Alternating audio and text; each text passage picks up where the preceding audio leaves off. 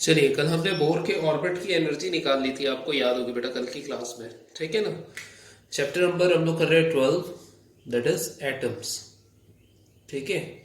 और chapter number 12 atoms में हमने कल कर लिया था बेटा बोर ऑर्बिट की एनर्जी, ठीक है। बोर ऑर्बिट की जो एनर्जी है वो याद होगी आपको, U प्लस के होती थी, ठीक है ना। जहाँ पे U लिखते थे हम लोग minus of e square upon 4 pi epsilon naught r. और बेटा के जो है इसका डबल होता था और प्लस में होता था। काइनेटिक एनर्जी जो है, सॉरी, इस वैल्यू के हाफ होती थी और प्लस में होती थी। तो हाफ करने के लिए इसको 8 बनाइए, एप्सिलॉन नॉट इंटू आर। तो एनर्जी आपको टोटल याद होगी, मिलती थी minus of e square upon 8 pi epsilon naught into r, ठीक। एक चीज़ आप ध्यान में रखिए कि जो इलेक्ट्रॉन होता है वो बॉन्डेड होता है न्यूक्लियस से, ठीक है ना। देखो दिख रहा है, बॉन्डेड सिस्टम की एनर्जी जो होती है वो नेगेटिव होती है और एनर्जी आपको नेगेटिव दिख रही है, ठीक है। तो ये कल हमने करी थी, बोर ऑर्बिट की एनर्जी फाइंड आउट करी थी, ठीक है। ओके, अब अगर ये पूछोगे कि सर ये एनर्जी किस एटम के लिए है, तो ये आपके हाइड्रोजन एटम के लिए है, ठीक। अगर हाइड्रोजन एटम को छोड़कर बेटा कोई दूसरा एटम होगा, ठीक है, तो फिर ये एनर्जी की वैल्यू जो है वो बदलती जाएगी, ठीक है।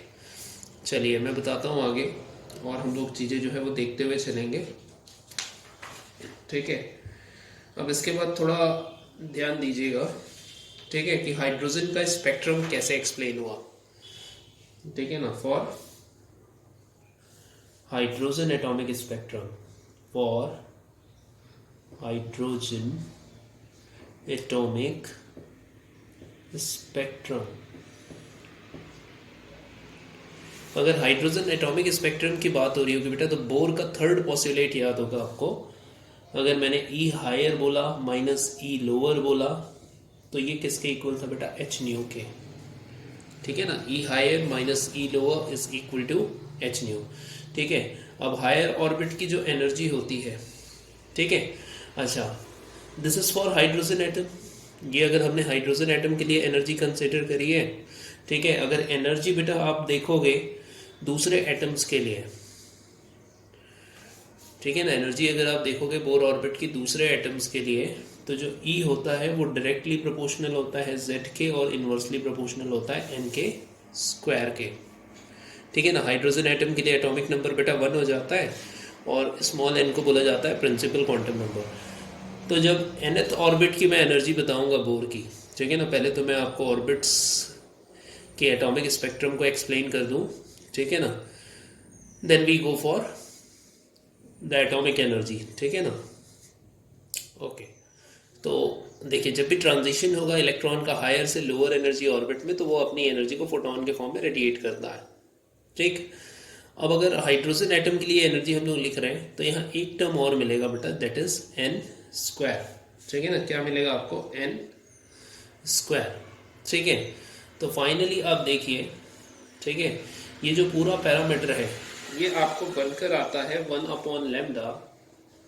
1/λ इज इक्वल टू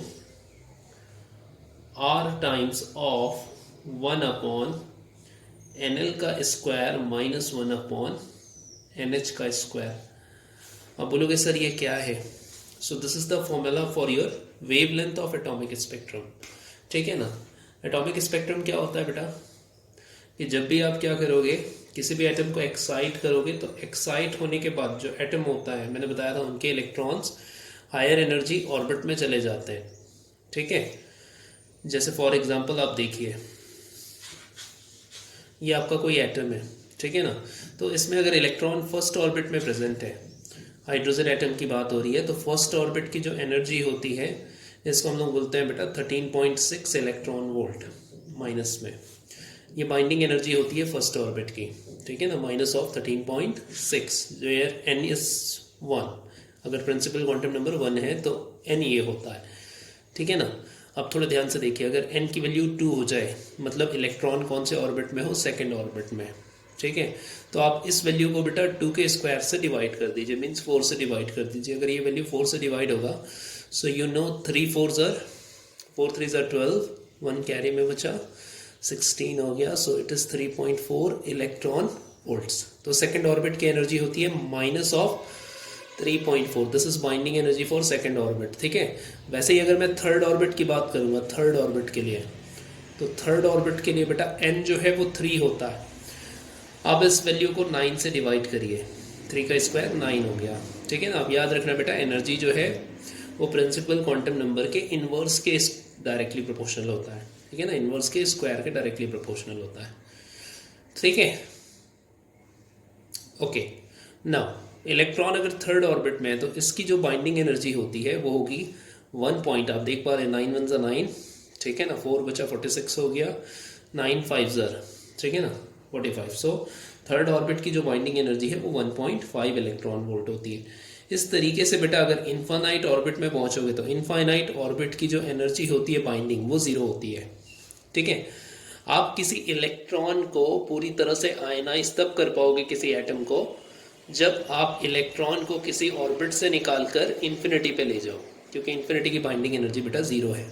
ठीक है ना, और आयनाइजेशन एनर्जी क्या होती है सबको पता होगा, आयनाइजेशन पोटेंशियल जिसको बोलते हैं हम लोग। ठीक है, वो क्या होता है कि amount of energy required to remove an electron from outermost cell.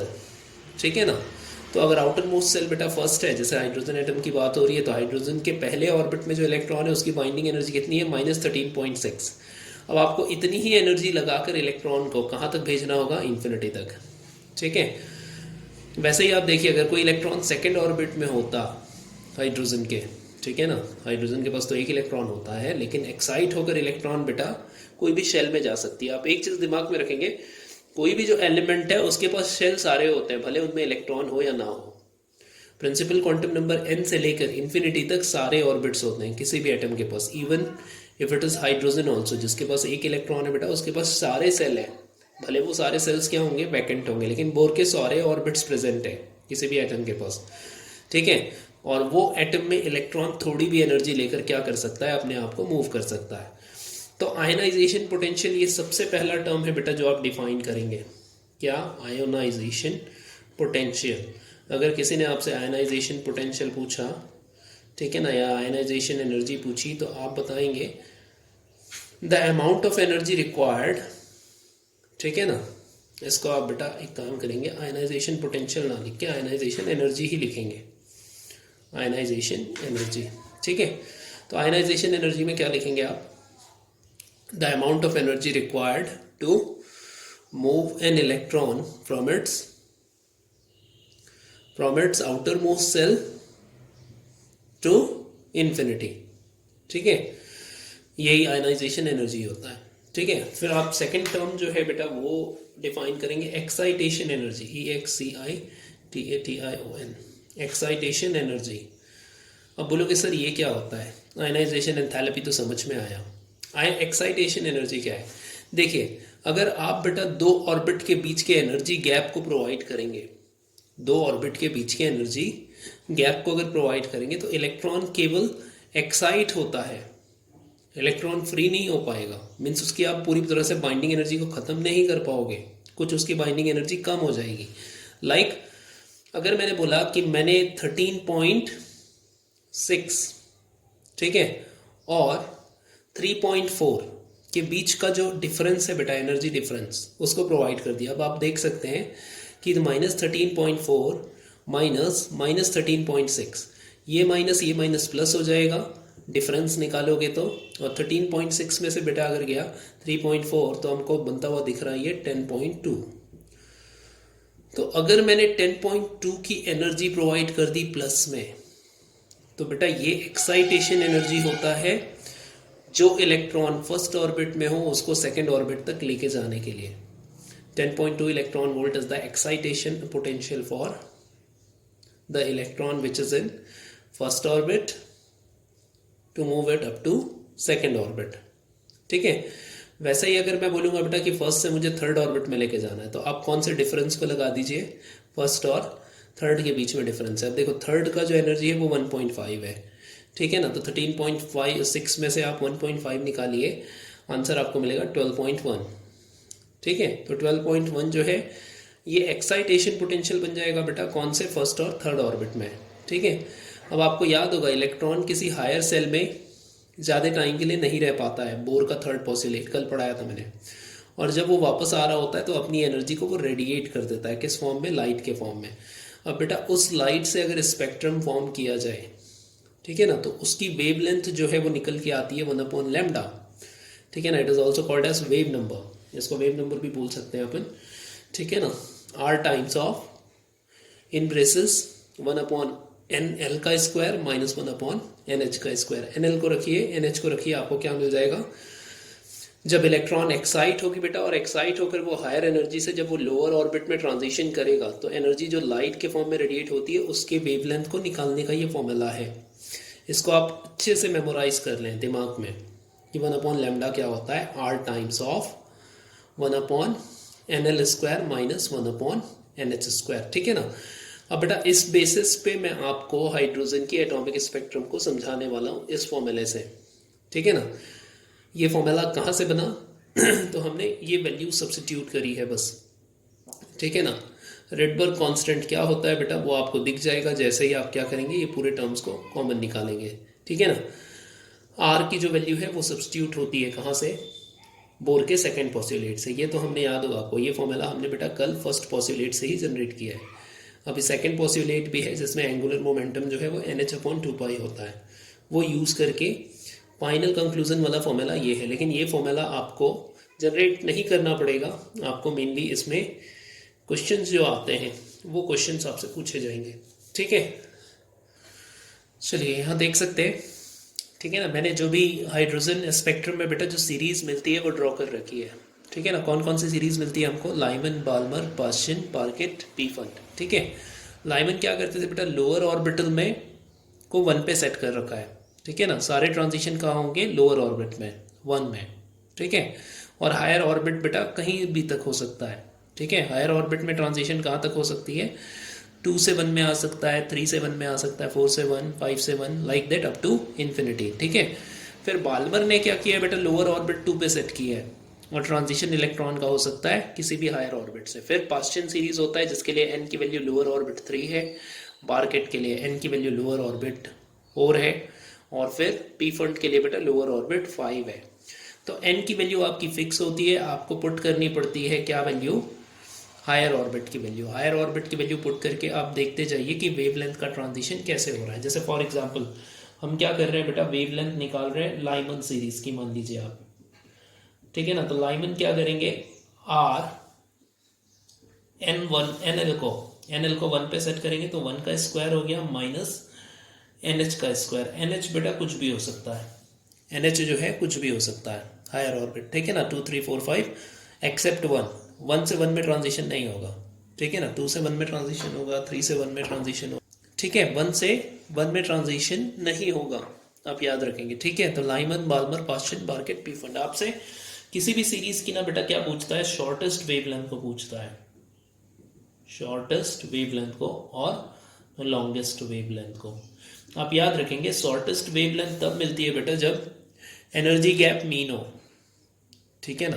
थोड़ा सा गड़बड़ हो गया, एनर्जी गैप मैक्स हो तो आपको शॉर्टेस्ट वेवलेंथ मिलेगी, और जब एनर्जी गैप बेटा मीन होगी तो लॉन्गेस्ट वेवलेंथ मिलेगा, ठीक है।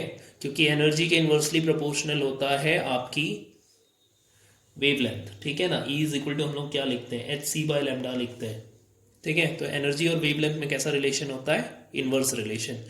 तो जहाँ पे एनर्जी गैप क्या होगा बेटा, मैक्स होगा, ठीक है ना। मैक्स एनर्जी गैप आपको किसके लिए मिलेगी, जब इन्फिनिटी से ट्रांजिशन होगा फर्स्ट में, ठीक है।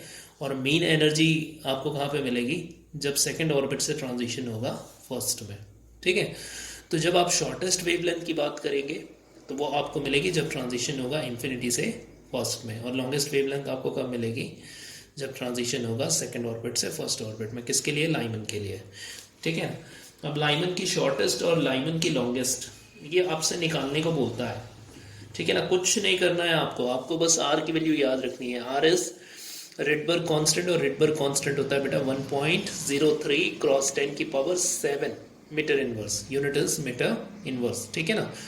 ये वैल्यू आप डालिए, शॉर्टेस्ट वेवलेंथ आपको निकल आएगी, ठीक ठीक है ना, कितनी आएगी मैं बता रहा हूँ, ठीक है। फिर आपको बेटा ये सॉल्व करना है, क्योंकि एग्जाम में आपको यही सब चीज़ें पूछी जाएंगी कि शॉर्टेस्ट वेवलेंथ क्या थी, लॉन्गेस्ट वेवलेंथ क्या थी।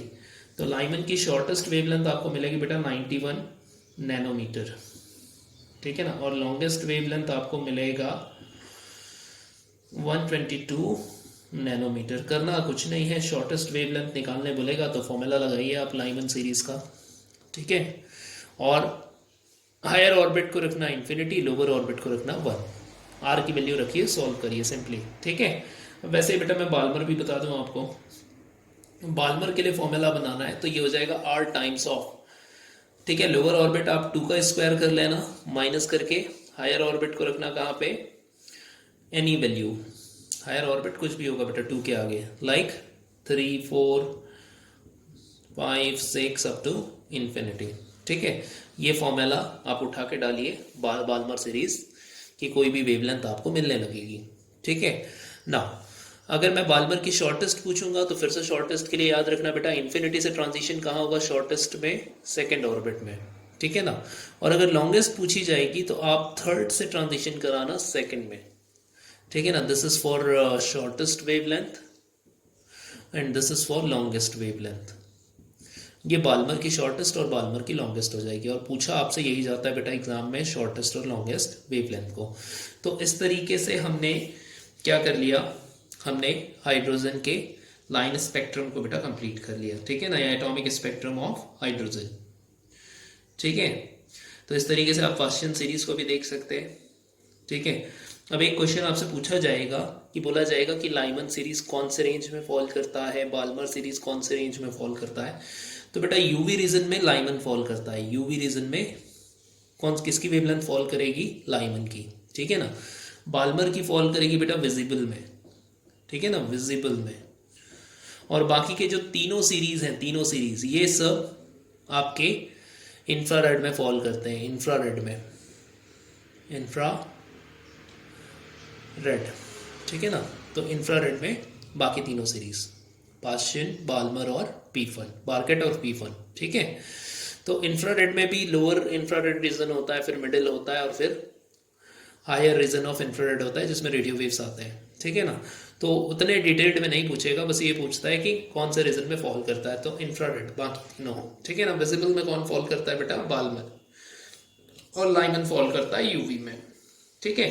तो इस तरीके से हमने देखा हाइड्रोजन का लाइन स्पेक्ट्रम, ठीक है।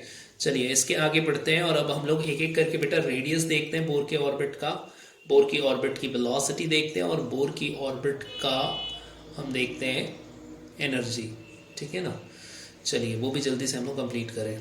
चलिए तो सबसे पहला टर्म है बेटा बोर ऑर्बिट की velocity, velocity of Bohr orbit, ठीक है ना। ये जो हमने फाइनली आप देख रहे हो निकाला है, this is velocity of Bohr orbit, ठीक है। कैसे निकलेगा देखिए आप जल्दी से, आपको पता होगा बेटा फर्स्ट पोस्टुलेट से हमने रेडियस निकाला था, रेडियस निकाला था हमने z² अपॉन 4 पाई ε0 mv², ठीक है। This is from first postulate the radius.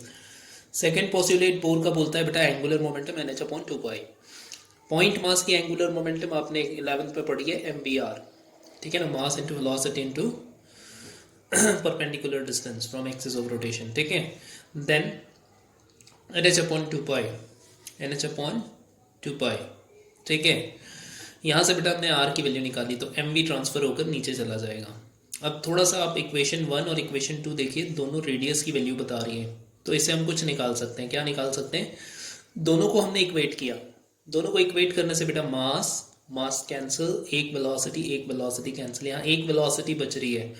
अगर ये भी एक वेलोसिटी ऊपर चली जाएगी तो हमको nth ऑर्बिट की वेलोसिटी मिल जाएगी, ठीक है ना। ये n है बेटा, ये h है, this is Planck's constant h, ठीक है ना। तो n और h नीचे आ गया और vn चला गया ऊपर। अब vn इसलिए बोल रहे हैं क्योंकि nth ऑर्बिट की वेलोसिटी है। तो फाइनली आप देखिए nth ऑर्बिट की जो वेलोसिटी है वो z के डायरेक्टली प्रोपोर्शनल होता है और n के इन्वर्सली प्रोपोर्शनल, ठीक है। ये जो पूरा कांस्टेंट है इसको हम लोग बोलते हैं क्या, लीनियर कांस्टेंट, ठीक है ना। थोड़ा सा गड़बड़ हो रहा है, ठीक है। c जो है बेटा स्पीड ऑफ लाइट है, ठीक है। अगर आप इसको 137 से डिवाइड कर देते हैं तो एग्जैक्टली ये वही कांस्टेंट बन जाता है, C/137, ठीक है ना। तो C/137 से पूरे कांस्टेंट को हमने रिप्लेस किया, Z अपॉन क्या रह गया, n रह गया। अब अगर हाइड्रोजन एटम की बात होगी तो आप याद रखेंगे जो Z है बेटा वो 1 हो जाएगा फॉर हाइड्रोजन, तो Vn क्या बनेगा, Vn बनेगा C/137 इंटू 1/n, ठीक है। आप देख रहे हैं कि n के इन्वर्सली प्रोपोर्शनल है वेलोसिटी, दैट मीन्स जैसे जैसे ऑर्बिट नंबर बढ़ता जाएगा इलेक्ट्रॉन की जो वेलोसिटी है बेटा ऑर्बिटिंग ये कम होने लगती है, ठीक है। तो ये चीज़ें आपको समझ में आई होगी। This is all about the velocity of electron in Bohr orbit, ठीक है। अब बेटा वेलोसिटी अगर निकल आया तो अब अपन रेडियस निकालेंगे। रेडियस निकालने के लिए करना कुछ नहीं है, आप रेडियस और वेलोसिटी में रिलेशन देख रहे हैं, ठीक है ना। ऑलरेडी हम लोग क्या कर चुके हैं, वेलोसिटी को निकाल चुके हैं। तो सेकंड इक्वेशन में हम लोग क्या करेंगे, Vn की वैल्यू को उठाकर रख देंगे, ठीक है। चलिए, तो किसकी बात हो रही है बेटा, रेडियस ऑफ बोर एटम की, रेडियस ऑफ बोर एटम की, ठीक है ना। आपको याद होगा R निकल के आया क्या, NH/mv इंटू में 2π, ठीक है। तो ये तो बेटा बोर के सेकंड पॉस्टुलेट से आया, ये आपका इक्वेशन सेकंड था, ठीक है ना। हमने Vn क्या निकाला, Vn निकाला C/137 इंटू Z/n, ठीक है ना। इसको उठाइए बेटा, V की जगह रखिए, तो R फाइनली क्या बन जाएगा, R फाइनली बन जाएगा NH/m को m रहने दीजिए, ठीक है ना। V को क्या रखिए, V को रखिए C/137, ठीक है, इंटू में क्या Z/n, ठीक है ना। n और 137 ऊपर चला जाएगा, आपको दिख रहा है, ठीक है। So it becomes n² h बनेगा, अपॉन में बेटा क्या मिल रहा है, mc मिल रहा है, ठीक है। और ये 137 चला गया ऊपर, ठीक है। तो mc इंटू z बाकी है यहाँ पे।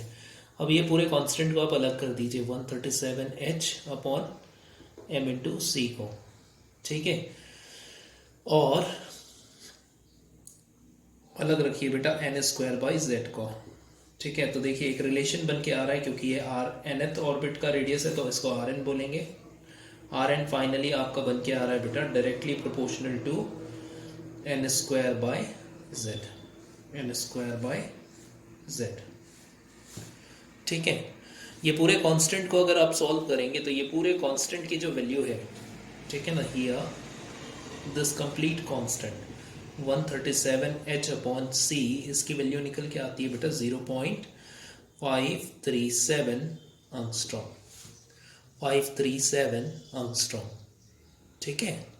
ये पूरा जो कांस्टेंट आप देख रहे हो m भी है इसके साथ में, ठीक है। चलिए, तो फाइनली Rn क्या हो जाता है बेटा, Rn हो जाता है 0.537, इसको अच्छे से याद रखना है आपको, n²/z। This is radius of Bohr orbit, ये बोर ऑर्बिट की रेडियस हो गई। पहले ऑर्बिट की बात होगी बेटा तो z और n दोनों 1 हो जाएंगे, फर्स्ट ऑर्बिट और हाइड्रोजन एटम की बात हो रही है तो पहले ऑर्बिट का जो रेडियस है वो बन के आता है 0.537 एंगस्ट्रॉम, 0.537 एंगस्ट्रॉम, ठीक है ना। दूसरे ऑर्बिट के लिए आपको अगर हाइड्रोजन की रेडियस चाहिए तो फिर n का स्क्वायर कर दीजिए, मीन्स 2 का स्क्वायर कर दीजिए, और ठीक है ना z की वैल्यू को 1 रखिए। तो बेटा आप ये इतने पोर्शन को करिए, बोर ऑर्बिट की हमने रेडियस कर ली, बोर ऑर्बिट की हमने वेलोसिटी कर ली। कल की क्लास में मैं आपको बताऊंगा कि बोर ऑर्बिट का एनर्जी कैसे निकालते हैं। एनर्जी तो वैसे भी ऑलरेडी आपने देख लिया है, ठीक है ना। तो थोड़ा सा अपन टच करेंगे एनर्जी को, और फिर कल की क्लास में बेटा एक्सप्लेनेशन मिलेगा आपका मैटर वेव से बोर के सेकंड पॉस्टुलेट का। बोर के सेकंड पॉस्टुलेट का कोई प्रूफ नहीं था बोर के टाइम पे, ठीक है ना। तो ये जो पॉस्टुलेट है बेटा ये प्रूफ करता है कौन, मैटर वेव। तो कल हम लोग मैटर वेव से प्रूफ देखेंगे किसका, बोर के सेकंड पॉस्टुलेट NH/2π का, L = NH/2π का। तो इतना आप करके रखिए। Good day and good bye.